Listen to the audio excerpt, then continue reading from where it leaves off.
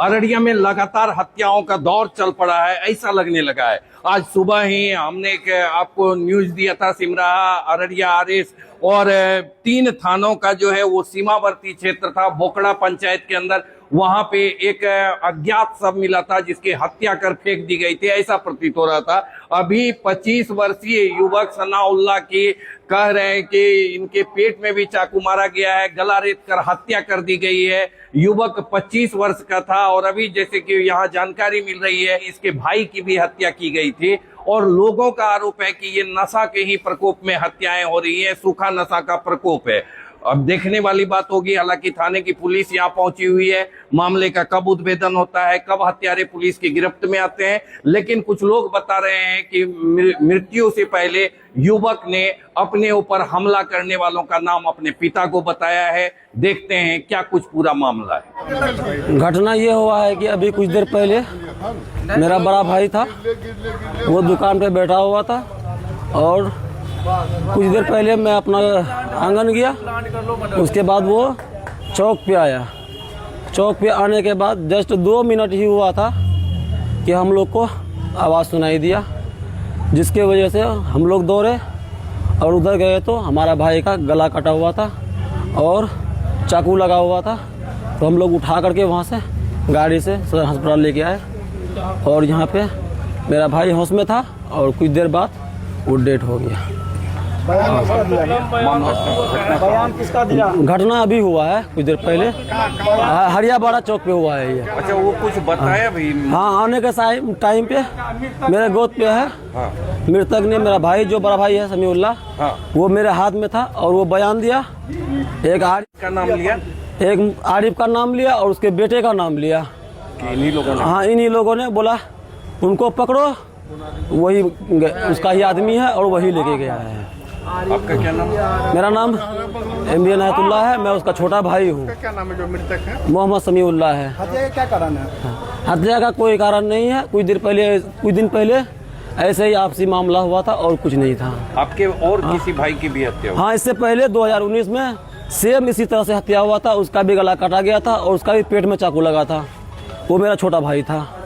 क्या मामला हुआ है? मामला ये हुआ कि हमारा घर से 10-15 कदम दूरी पूरब मेरा चचा साहब का घर के सामने NH पे ही तो इसको अवस्था में गिरा हुआ रोड पे किनारे में पाया गया। तो कोई गाड़ी वाला उधर से आया तो इसको देखा सड़क के किनारे गिरा हुआ। कोई कहे एक्सीडेंट तो नहीं हुआ, आकर के जब देखा तो इसको जान हुक कर रहा था। तो यहाँ पे डायगर मारा हुआ, यहाँ गर्दन कटा हुआ, पेट कटा हुआ। तो देखा तो ये गांव का मेरा मामू का लड़का लगेगा। इसका नाम हुआ सैमुल्लाह, इसका फादर का नाम हुआ मोहम्मद शरीफ आलम और घर का वार्ड नंबर 9 में घर है इनका और मेरा ही घर का बगल में इनका घर है।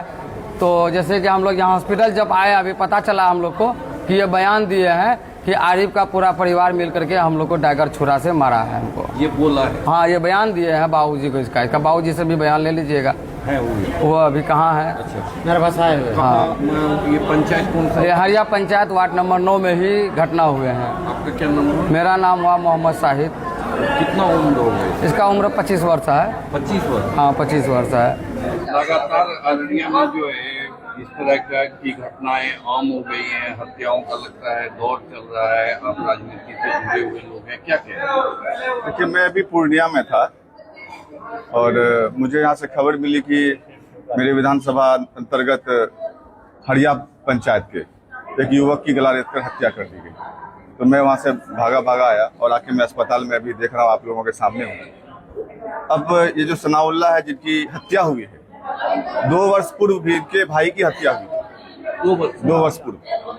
और अररिया ही नहीं बल्कि पूरे बिहार का जो माहौल है, जो वातावरण है, वो पूरा मतलब इंसान दहशत में जी रहा है कि हम अपनी जान की सुरक्षा कैसे करें।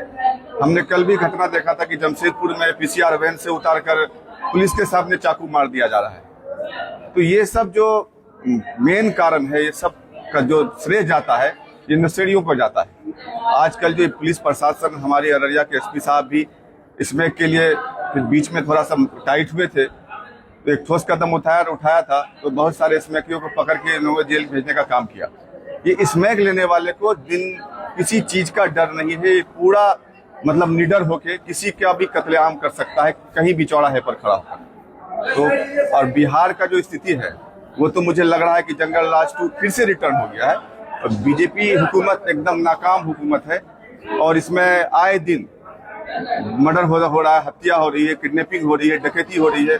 पुलिस कहीं से भी सफल उद्भेदन नहीं कर पा रही। बहुत दुखद घटना है ये, इसको सुनकर भी हमको मालूमात हम आया है। ये समझ में नहीं आया कि कौन मारा, कैसे मारा, क्या वजह है, कोई दुश्मनी है। इसमें जीने वाला सब 1500 रुपये के चक्कर में आजकल को मदद कर रहा आसानी से, तो यही लगता है। मोहम्मद अफरोज आलम। हम लोगों को जो प्राप्त जानकारी है गांव वालों से कि आपसी रंजिश के तहत ये घटना घटी है, लेकिन ये तो जांच का विषय है और ये पुलिस प्रशासन तय करेगा कि ये किस तरह की घटना है। लेकिन ये जो छुरा मारा गया यह काफ़ी दुखद है और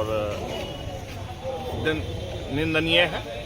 इसका हम घोर भर्त्सना करते हैं और पुलिस प्रशासन चुस्त दुरुस्त है।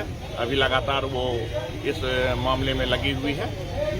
अभी हॉस्पिटल में पोस्टमार्टम की हम लोग मांग कर रहे हैं कि रात में पोस्टमार्टम हो जाए, क्योंकि गांव का मामला है, काफ़ी तनाव, आपसी तनाव ना बढ़े और समय रहते पोस्टमार्टम होकर घर चले जाए तो तमाम जनप्रतिनिधि वहाँ जाके कंट्रोल करेंगे इस मामले को। अभी थोड़ी देर पहले आरएस थाना को सूचना मिली कि एक व्यक्ति को चाकू से मारकर घायल कर दिया गया है हड़ियाबाड़ा के पास, हाईवे के बगल में जो सर्विस रोड पर है। तो अभी हम लोग हॉस्पिटल आए देखने, व्यक्ति को चाकू से मारकर किसी के द्वारा घायल कर दिया गया था, जिसके हॉस्पिटल आने क्रम में हॉस्पिटल में उनकी मृत्यु हो गई। उनके सीने पर और गले पर चाकू के निशान हैं। अभी जो भी है आगे हम लोग कार्रवाई भी करेंगे। हत्या कारणों का पता चलता कि कारण से हत्या हुई है? अभी कुछ कहा नहीं सकता। अभी हम लोग जस्ट हॉस्पिटल में आए हैं, उनके परिजन से अभी बात नहीं हो पाई है, वैसी स्थिति में नहीं है वो कि बात कर सके। तभी हम लोग पोस्टमार्टम के लिए बोले हैं और बाकी चीज़ें जो भी होंगी हम लोग भी कर रहे हैं।